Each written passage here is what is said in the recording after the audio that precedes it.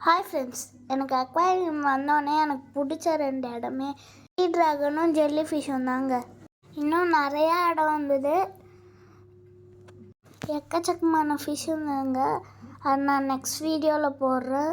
Okay, பாய். Subscribe பண்ண மறந்துடாதீங்க. ஒரு லைக்கும் தட்டி விட்ருங்க.